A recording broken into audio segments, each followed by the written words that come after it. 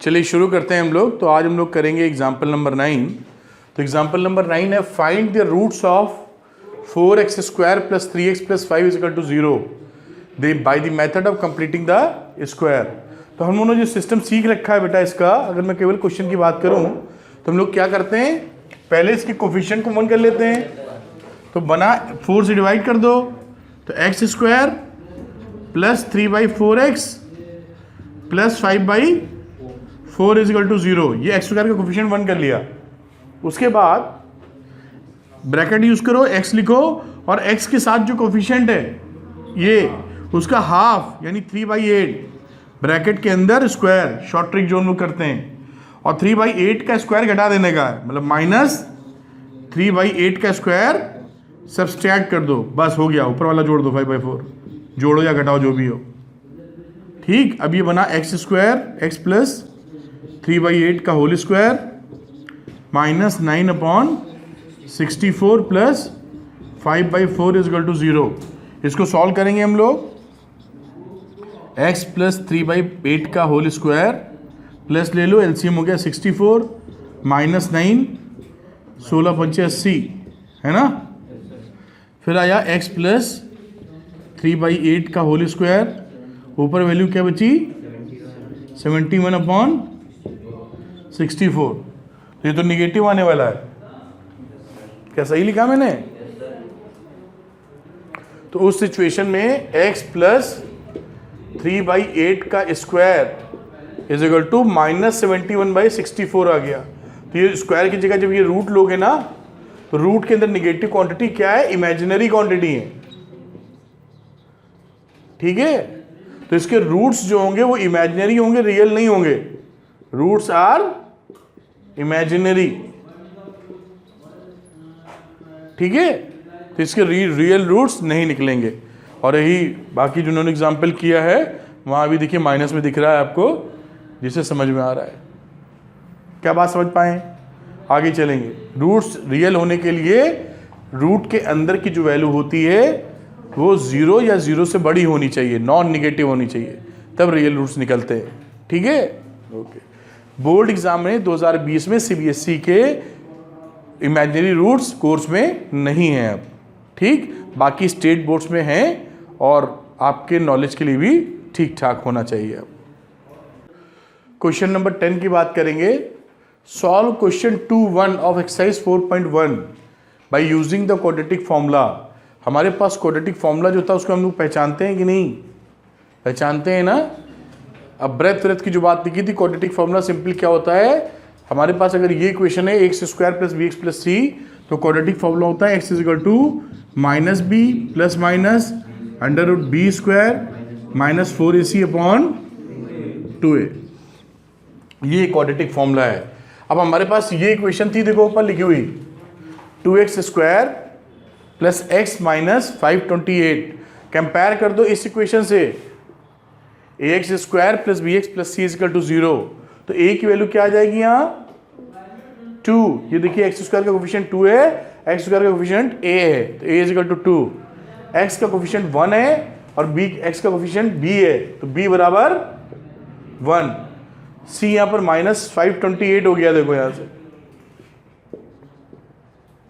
अभी जो a b c की वैल्यू आई है आपकी, ये सारी वैल्यू यहां पुट कर दो, ठीक है। ये देखो पुट की गई है, ये माइनस b कितना है, b is 1 under root b square, 1 का स्क्वायर 1 ही होता है, माइनस 4, फिर a है 2 और c माइनस 528 रखा था तो माइनस माइनस मिलके प्लस हो गया, अपॉन 2a 2 रखा और a की वैल्यू 2 थी तो 2 2 4 हो गया।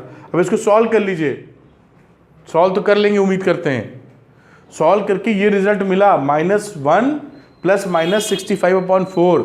एक बार प्लस लेंगे और एक बार माइनस, तो जब एक बार प्लस लिया हम लोगों ने तो x की वैल्यू क्या आ गई -1 प्लस 65/4। यहाँ माइनस प्लस लेने की बात की जा रही है, तो ये वैल्यू हो गई 64/4 जो कि आ जाएगा 16। जब आप निगेटिव लेंगे माइनस इधर ही, तो x की वैल्यू बन जाएगी -1 -65/4 -66/4 यानी -33/2। तो ये और ये हमारे आंसर आ गए क्वाड्रेटिक फॉर्मूला की बेसिस पे। समझ गए होंगे, कोई विशेष बात नहीं लगती। ठीक है, आगे अगला एग्जाम्पल देखेंगे, example number 11। Find 2 consecutive odd positive integers sum of whose squares is 290। तो यहाँ पर हमको दिख रहा है find 2 consecutive odd positive integers. तो ऑड मान लो x हमारा ऑड है, तो दूसरा ऑड कंसेक्यूटिव क्या होगा, x + 2, क्योंकि अगर ऑड नंबर 1 है तो अगला नंबर 2 के बाद आएगा, दूसरा होगा, मतलब सेकंड नहीं होगा, थर्ड होगा, थर्ड के बाद फोर्थ नहीं होगा, फिफ्थ होगा। इसी तरीके से अगर कोई ऑड नंबर x है तो इसका अगला ऑड नंबर होगा x + 2। ठीक है, उसके उन दोनों का स्क्वायर कितना है, 290। ठीक है, अब इसको सॉल्व कर लीजिए और क्वाड्रेटिक फॉर्मूला लगा दिए, बन गया। अब हमारा क्वाड्रेटिक फॉर्मूला होता है x² + bx + c = 0, जहां पर a की वैल्यू 0 नहीं होनी चाहिए। तो ये क्वाड्रेटिक फॉर्मूला था, ABC कंपेयर किया तो a की वैल्यू हो गई 1, यहां पर b आ जाएगा 2, ये देखिए, और c आ जाएगा -143। इस ABC की वैल्यू हमने क्वाड्रेटिक फॉर्मूले में डाल दी। ये जो क्वाड्रेटिक फॉर्मूला यूज करते आए हैं हम लोग, √b² - 4ac/2a, ये ABC की जो वैल्यूज निकली हैं सारी की सारी इसके अंदर पुट कर दी। पुट करने के बाद क्या देखा, इस तरह का एक्सप्रेशन, एक बार ले लो प्लस और एक बार ले लो माइनस। प्लस लोगे तो वैल्यू कितनी मिल रही है, 11, और माइनस ले रहे हो तो कितनी मिल रही है, -13, क्योंकि प्लस लोगे तो 24 प्लस में -2 जाएगा तो 11/2 विच इज 11, और माइनस लोगे तो -26/2 विच इज इक्वल टू -13। अब हमने x को एज्यूम किया था कि ये ऑड इंटीजर है, लेकिन ऑड तो इसमें से ऑड पॉजिटिव इंटीजर है, तो ये तो पहले ही नहीं हो सकता है क्योंकि निगेटिव है, और ये ऑड पॉजिटिव है तो ये 11 एक्सेप्ट कर लेंगे। तो एक नंबर हो गया 11 और दूसरा हो गया, आंसर आ गया। समझ गए कि हम लोग अगला सवाल करेंगे।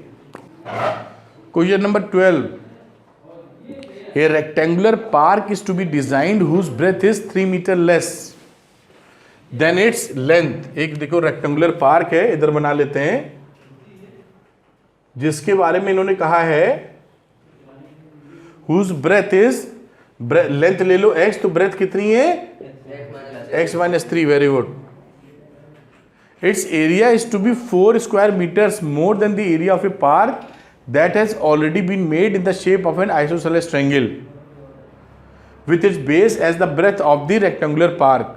अब ये जो एक रेक्टेंगुलर ट्रायंगल है ऐसे एक बनाया है, जिसका जो बेस है वो x - 3 है, इसका जो एरिया है ये 4 स्क्वायर मीटर है।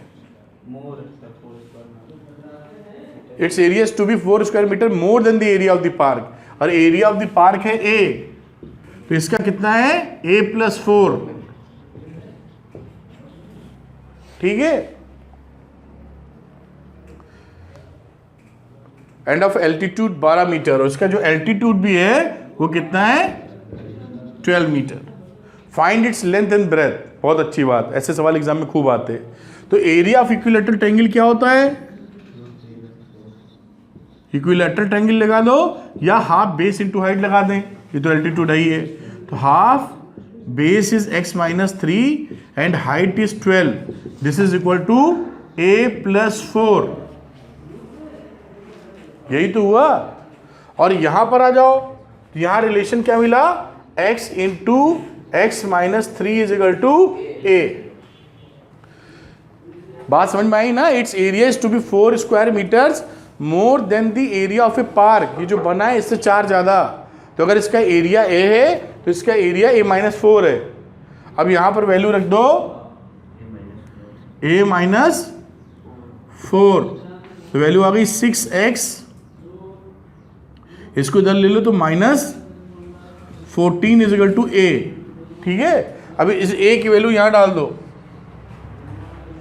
यहां डालने का मतलब इधर, तो x² - 3x is equal to 6x - 14, तो x² - 9x + 14 is equal to 0। तो a हो गया यहाँ पर 1, b - 9 और c हो गया 14। -14 नहीं 14। अब सी क्वाड्रेटिक फॉर्मूला लगाया x इक्वल टू -b का मतलब -9 plus minus under root b square -4, a कितना है और c कितना है, ब्रैकेट के साथ लगाना तभी सही अच्छा रहेगा इस तरीके से। अब इसको आगे बढ़ते हैं, ये मिलके हो गया 9 प्लस माइनस 9 का स्क्वायर 81 माइनस 14 इंटू 4 कितना होता है 56 अपॉन 2। अब ये हो गया 9 प्लस माइनस 81 में 56 घटा दो, 25 का मतलब 5। ठीक है, अब एक बार अगर पॉजिटिव लेंगे आप, पॉजिटिव लेने का मतलब ये पॉजिटिव, तो 9 प्लस 5 अपॉन 2 तो 14 upon 2 which is equal to 7। एक बार निगेटिव लेंगे 4 upon 2 which is equal to 2। x की क्या निकली है ये x की वैल्यू। तो अगर हमारा x 2 होगा तो ये निगेटिव होगा, तो 2 को रिजेक्ट कर देना होगा। If x is 2 then x minus 3 will be negative। Negative breadth तो हो नहीं सकती, इसलिए 2 रिजेक्ट हो जाएगा, 7 को एक्सेप्ट कर लेंगे। तो इसकी डायमेंशन हो गई 7 और 7 में से 3 या 4। यही पूछा था, length is 7 and breadth is 4। ये आंसर सॉल्व हो गया। आ रहा है कि नहीं? Question number example number 13, find the roots of the following quadratic equation if they exist using the quadratic formula. तो रूट्स एग्जिस्ट करने का मतलब होता है जो हमारा क्वाड्रेटिक फॉर्मूला पढ़ा है हम लोगों ने, -b plus minus under root b square minus 4ac upon 2a, इसको बोलते थे डिस्क्रिमिनेंट ना, d। This is discriminant. तो अगर डिस्क्रिमिनेंट की value greater and equal to 0 होगी तो हमको मिलते हैं रियल रूट्स, और अगर लेस देन 0 हो गई तो इमेजिनरी मिलेंगे। तो इसने बोला है कि अगर रूट एग्जिस्ट करते हैं तो बताइए। तो रूट एग्जिस्ट करने का मतलब है बी स्क्वायर माइनस 4ac पहले कैलकुलेट करना होगा। तो ये जानते हैं, एक में करके दिखा देता हूं। यहां a कितना है 3, b कितना है -5, c कितना है 2, तो b स्क्वायर माइनस 4ac कितना है जो कि d के बराबर कहते हैं। तो b स्क्वायर इज, ऐसे लिख दीजिए पहले, b स्क्वायर माइनस 4a और c ऐसे ही लिख के करिएगा एग्जाम में, 25 minus 24 which is equal to 1 which is greater than 0, that means it has real roots. तो x is equal to -b plus minus under root b square minus 4ac upon 2a। तो ये हो गया -b, minus लिखो फिर b लिखो, plus minus b square minus 4ac निकाला था 1, तो under root 1 upon 2 into 3, a हमारा 3 है, तो आ गई वैल्यू 5 प्लस माइनस 1 अपॉन 6। अब एक बार अगर प्लस ले लेंगे तो 5 प्लस 1 अपॉन 6 मतलब 6 अपॉन 6 यानी 1, और अगर एक बार निगेटिव ले लोगे तो 5 माइनस 1 अपॉन 6 4 अपॉन 6 मतलब 2 अपॉन 3। ये आंसर आ गया। रूट एग्जिस्ट करते हो, ये रूट्स हैं। क्या हम समझ पा रहे हैं? बाकी दोनों एकदम सिमिलर हैं, तो आपको शो कर देते हैं कैसे करना होगा, करने का तरीका वही है। क्या हम समझ पाए हैं? तो पहला वाला हमने दिखा दिया था, दूसरे वाले में आइए, x square plus 4x plus 5 ABC देख लीजिए कितना है, बी स्क्वायर माइनस 4ac निकालिए। देख के लग रहा है कि -4 है, लेस देन 0, तो इसके रियल रूट्स नहीं होंगे, इमेजिनरी रूट्स हैं जो हम अपनी 10th की पढ़ाई के बेसिस पे नहीं निकाल सकते हैं। क्लास 11th में इसको भी निकालना सीखेंगे हम लोग।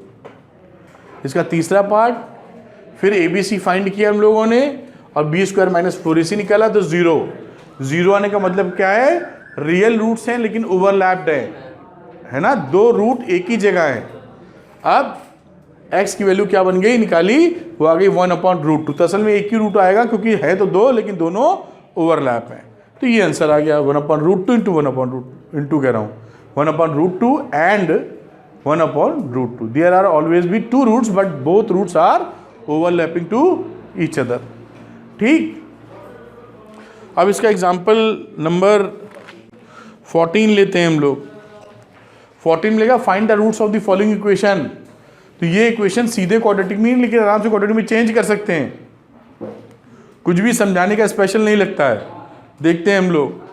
पहली इक्वेशन थी x plus 1/x equal to x, 3x LCM ले लो, तो x square plus upon x, इधर x मल्टीप्लाई हो गया, ये देखिए ऐसे x plus 1/x is equal to 3, LCM हुआ x square plus 1 is equal to 3, फिर x स्क्वायर प्लस 1 x से मल्टीप्लाई हो गया तो आ गया 3x।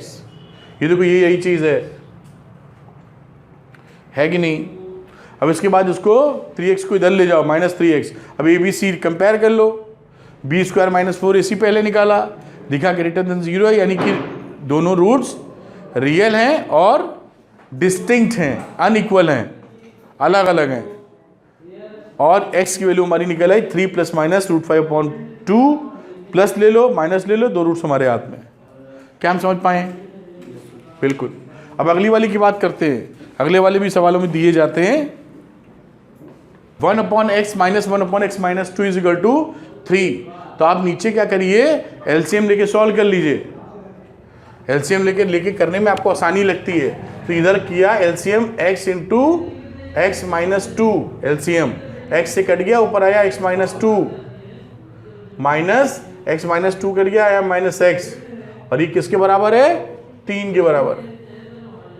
अब क्रॉस मल्टीप्लाई कर लीजिए, x माइनस 2 और ये आला माइनस x बराबर 3x इंटू एक्स माइनस 2, ये x कट गया, minus 2 is equal to 3x square minus 6x, इसको इधर ले जाओ, तो 3x square minus 6x plus 2 is equal to 0। ये देखो यही चीज है, दिख रहा है क्या? अब फिर ए बी सी कंपेयर कर दो, a हो गया यहाँ पे 3, b हो गया -6 और c हो गया 2। b स्क्वायर माइनस 4ac निकाला, ग्रेटर देन 0 आ गया, इसका मतलब इसके दो रियल एंड डिस्टिंक्ट रूट्स हैं। वैल्यू लगा दो, -b plus minus √b square minus 4ac, और कैलकुलेट कर ली, ये दो इसके आंसर आ गए। समझ गए होंगे, इसमें कोई भी ऐसी बात नहीं है जो समझ में ना आए। किसी कोई डाउट? अगला इसका एक और नंबर के लिए कुछ क्वेश्चन एग्जाम्पल है 15, उसको भी देखते हैं।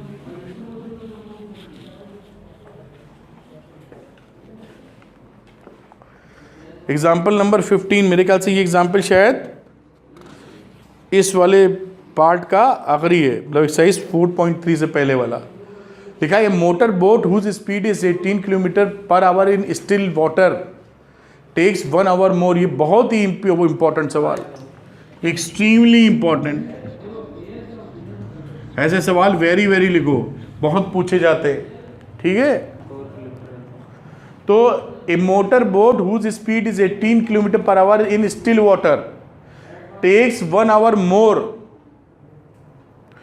to go to 24 kilometer upstream,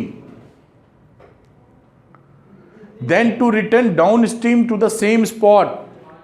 Find the speed of the stream. अब स्पीड ऑफ स्ट्रीम ले लो x, स्पीड ऑफ स्ट्रीम को ले लेते हैं x किलोमीटर पर आवर, और जो मोटर बोट की स्पीड है वो दे रखी है।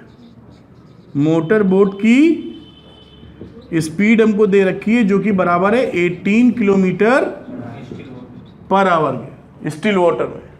It takes 1 hour more to go to 24 kilometre upstream, then to return downstream to the same spot. अब देखिए एम जो पहले बात करते हैं,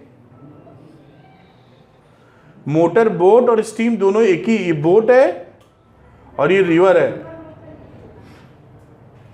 तो दोनों एक ही दिशा में जब अगर जाएंगे तो ये डाउन स्ट्रीम कहलाता है। तो पहले किसी एक को पहले मान लो इसी दिशा में बह रहा है, तो यहां तक ये गई मोटर बोट, फिर यहां से ये मोटर बोट यहां से लौटेगी, तो जब इस वक्त इधर जा रही होगी अप स्ट्रीम में, तो मोटर बोट की स्पीड यानी 18 और रिवर की स्पीड दोनों जुड़ जाएंगी, और जब इधर जाएगी तो बोट की स्पीड से speed of steam x minus 18 मत करना, क्योंकि x माइनस 18 कर दोगे तो इसका मतलब क्या है कि रिवर की जो स्पीड है वो बोट से ज़्यादा है, तो आगे ही नहीं बढ़ पाएगा वो। भाई ये अगर आगे बढ़ रहा है तो ये स्पीड इससे तेज है तभी तो बढ़ रहा है, और रिवर की स्पीड इससे तेज होगी तो आगे की जगह पीछे ढकेल जाएगा वो। तो इसलिए 18 माइनस एक्स करना है, ना कि x माइनस 18। कुछ समझ में आया अंशिका? आंख बंद करके देखती हो आजकल क्या? छोटी हो गई आंखें तुम्हारी?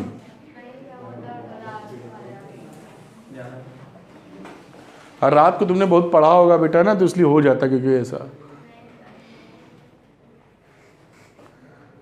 तो इसमें लिखा है कि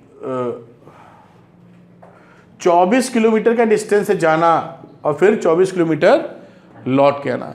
जो समय लगेगा डाउन स्ट्रीम में उसका 1 घंटा ज़्यादा लगता है अप स्ट्रीम में। तो डाउन स्ट्रीम की कहानी कौन सी है? This is downstream. Downstream जब दोनों एक ही दिशा में, and this is upstream. तो डाउन स्ट्रीम में लगने वाला टाइम हम जानते हैं, speed is equal to distance upon time.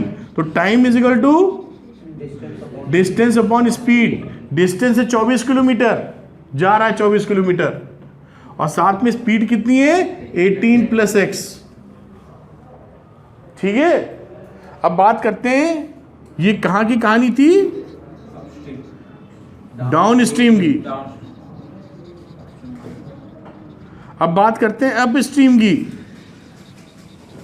तो अप स्ट्रीम में जो समय लगेगा distance upon speed is 18 minus x, और जितना समय इसमें लगा था उससे 1 घंटा प्लस 1। जितना समय इसमें लगा था, अगर इसमें समय लगा था t, तो इसकी वैल्यू हो गई t प्लस 1। गलत लिख दिया। तो ये वैल्यू हो गई, ये जो डिस्टेंस है 20, ये जो टाइम है इससे 1 घंटा ज़्यादा। देखो समझ में आया कि नहीं आया?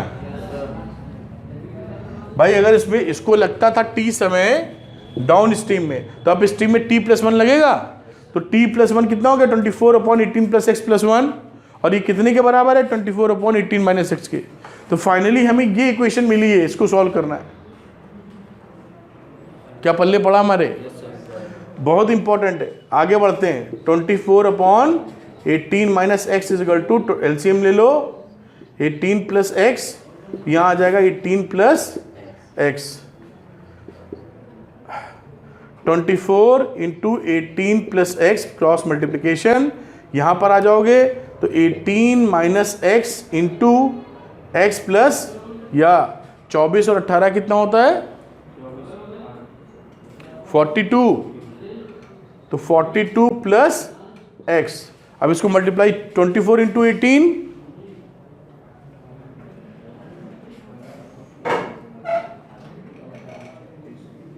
करते ना बनना है। 432। गलत बता रहे हो लग रहा है। नहीं, 24 इंटू 20 तो होता है 240। ओ गलत, 480। 432 ठीक है। 432 प्लस 24 एक्स, फिर 18 इंटू 42, 18 इंटू 24 देता है, उसका डबल कर दो, 864 हैं। 42 इंटू 80, गलत दिख दिया ये। कितना? 756। फिर 8 plus 18x minus 42x minus x square, ये बना कहानी। सबको एक तरफ कर लेते हैं। इधर ये बना एक्स स्क्वायर, फिर 18 और 42 निपट के कितना बचा? अरे कट के कितना बचा है इसमें? 24।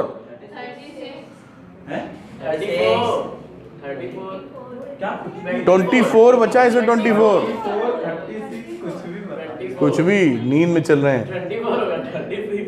और प्लस 24 इधर गया तो ये प्लस का हो जाएगा, ये प्लस का था ही। और साथ में प्लस 432 माइनस 756 बराबर 0। ठीक है, तो ये बना एक्स स्क्वायर प्लस 48x और माइनस यहाँ पे कितना आया 300। ये फाइनली क्वाड्रेटिक इक्वेशन हमको मिली है। अब ये क्वाड्रेटिक मिलने के बाद अब इसको क्वाड्रेटिक फॉर्मूले में आप वैल्यू पुट कर दीजिए, दो आंसर निकलेंगे 6 और माइनस 54। माइनस तो अब रिजेक्ट हो जाएगी, स्पीड है 6 आंसर हो जाएगा। तो स्ट्रीम की स्पीड कितनी आ जाएगी 6 किलोमीटर पर आवर। ये आंसर आ गया आपका। ये एक ऐसे सवाल हैं जो हर जगह मिलेंगे, वेरी वेरी इंपॉर्टेंट क्वेश्चंस। क्या हम लोग पूरी बात समझ पाए? ठीक है, तो आज के लिए हम लोग इतने ही रखते हैं। Thank you.